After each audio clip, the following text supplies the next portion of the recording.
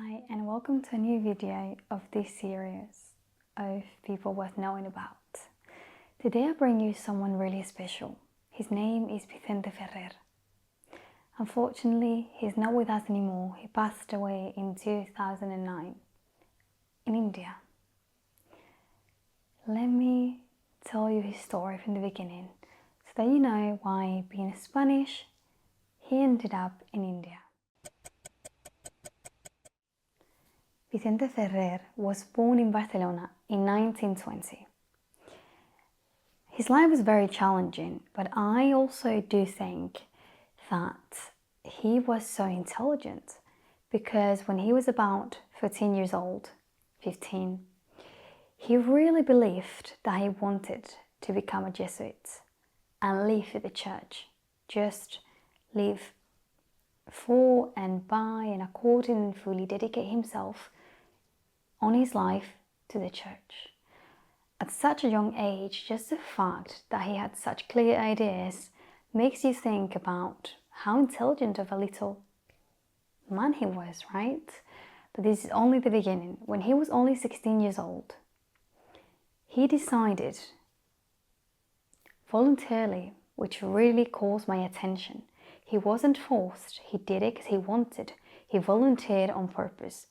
He joined the Spanish Civil War. He decided joining the war because he had very strong ideas regarding politics and because he really didn't like Franco. He was really against all of that, so he decided joining the war to fight according to his beliefs. When he was 17, war ended and he must have struggled quite a lot because he was kept in a concentration camp for a while. After they found out that he hadn't shot anyone and they didn't seem to find him guilty, they allowed him to leave. Because of the Spain at the time, how it was ruled and every single thing, Vicente didn't like being there anymore and he went to France. He spent many years in France, and when he was 32 years old, he decided that he needed something else. He just wanted to go on a spiritual journey. He just realized that he was meant for something else. He wanted to help people. That's when he decided going to India, and he went. He had already met his wife before this, Ana Ferrer, so they went together just with the thought of, we're going to help people there. They just had that thought, we're going to help. But they didn't really think anything massive at the time. Once they got there, they saw the situation. They decided they had to do more. What happened then? They created their foundation, Vicente Ferrer. This still exists to this day, and I think this is so important and necessary to be talked about. He's not here anymore, unfortunately. His wife is, and she's continuing his legacy. How beautiful to create something like this. You can donate, you can buy anything, t-shirts, books that have his words. There are so many things that can add value to your life. So just take a look. I personally love helping, especially if I can have something that reminds me of that person. So I have a t-shirt that I'll put a picture here and a book. And it generally makes me feel happy because I feel like people like this should really be known. Once again, we know all these like rappers and this and that not necessarily set the best example to society, right? Or children or teenagers. And people like this, men like this, really should be known everywhere. And I know that now Vicente Ferrer to you probably sounds like something you've never heard. He spent more than 50 years in India helping people. When they went to India, Vicente was already a very well educated man. He was 32 and he knew French, obviously Spanish and English, but he was so compromised with helping. Once he saw the situation there and how traumatic it was, people were struggling to eat, to have the minimum health care. In some regions, they didn't have hospitals, they didn't have schools. They almost could not eat because the ground was so dry that nothing could grow there. How could they subsist if they could not even have their own food? Definitely it's a very, very complicated situation.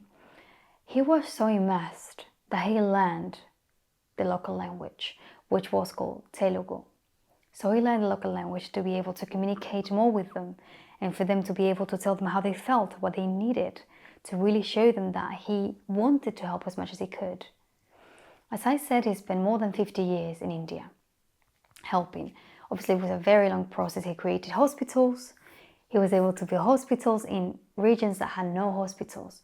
So people that before could not go to the hospital now could go and have a chance to survive, because many people before obviously died in the hospitals.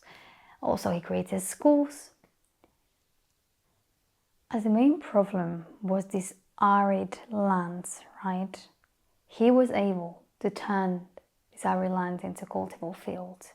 This already solved such a big issue because now people could actually eat, right?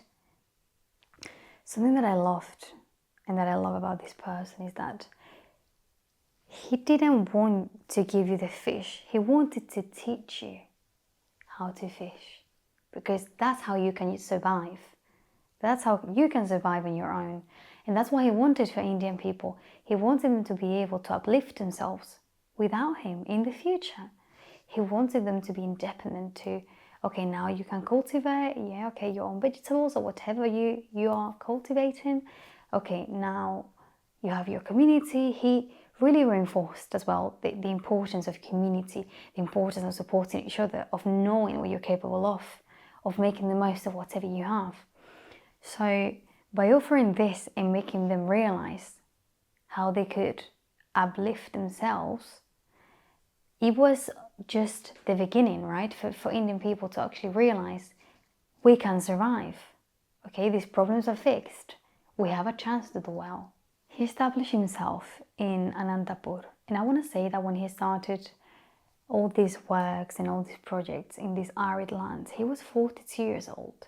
And I only say this because sometimes I feel like technologies makes us feel a bit unaware of reality. And we spend too long with the phone. We forget what we're capable of. We forget that we can do anything that we set our minds to, and that it's never too late, especially now. Still, it's hard sometimes to picture ourselves achieving things. Even by the age of 30, we must be like, oh my gosh, that's too late, and I don't know. You can literally do anything you want. That it's easier or harder, that's a different matter. But you can always get what you want, what your heart feels. And it's entirely up to you. Vicente went to India for the first time with 32 years old. He wasn't a baby. He could have thought, where am I gonna go? There's no point. I mean, look at this age. I mean, I need to do this and do that. And soon, when I don't realize I'll be too old, I need to just keep a calm life. But you know what Vicente had? He had a purpose. A very clear purpose. Certainly not so much technology, which probably helped him see clear and just walk upon his goal without hesitating and getting lost in the chaos of all this extreme technology that drives us crazy most of the time. Now you go and Google Vicente Ferrer. You'll be able to see what he looks like. You'll be able to probably go in the foundation. Just take a look at what he did.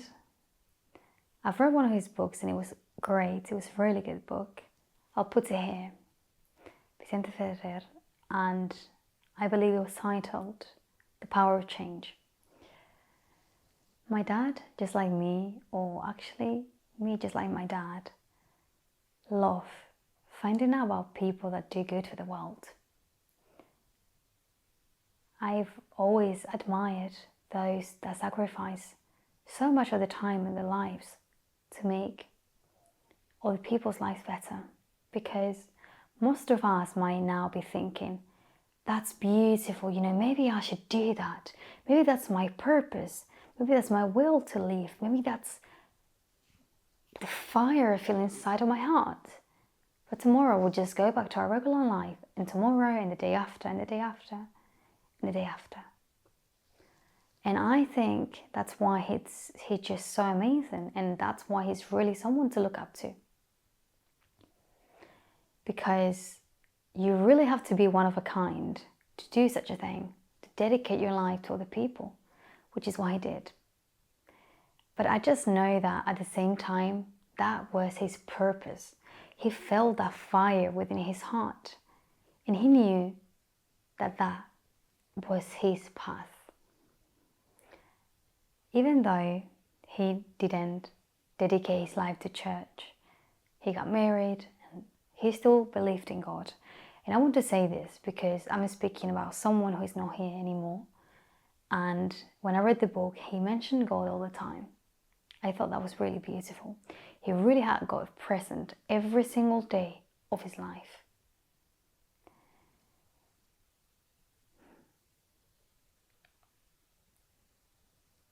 I also want to say that if you want to make the world a better place, because I feel like sometimes we get caught up in, oh, I want to make the world a better place, and it's lovely, look, he did something unreal. But first, the first step to making the world a better place, and I'm not going to say make you better. Look around you, your family members, look at your mom. Is she doing well? Is she feeling fine? Do you think you could be adding any value to your mom's life? Do you think you could be a bit kinder to her? Maybe. Maybe call her more. What about your sister or your brother? Are they okay? Are they happy? What about your dad and your grandparents? They probably need help. Your grandparents sometimes, they probably have issues like their phones, you know, I help them all the time with their phone because they don't know how it works and the time didn't change. Look around you. That's the first step to making the world a better place. Because all these family members you've got next to you that need you, they're people too. They're just exactly like the same people you want to help on the street, which is lovely. Do it. But please don't forget those around yourself, because that's the first step to making the world a better place, to make them happy, to add value to your life. How do I do it? I cook for my mom every day when she comes home from work. She's got a meal on her table. I help my grandparents with little issues with the phone, as I said. It was a personal example. And you know, it's something so silly that takes me so little time, yet it makes me so happy. And it makes them so happy. Because they learn, now they're excited because they know how this little thing they didn't know how it works. And they're just so thankful. And just be kind to your siblings and offer help when needed. If you sit inside, be there for them.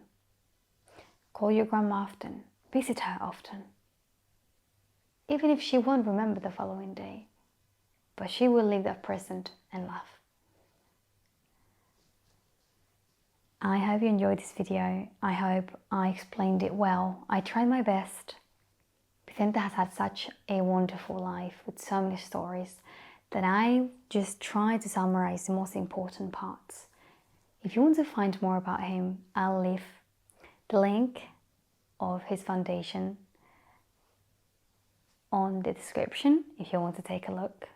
Hopefully you knew who he was, but if you don't, now you do. And even if he's not here anymore, I know that he will be so happy knowing that more people know what he did, because maybe it will inspire you to do something beautiful and something good today for someone. Thank you so much, and I'll see you in the next video.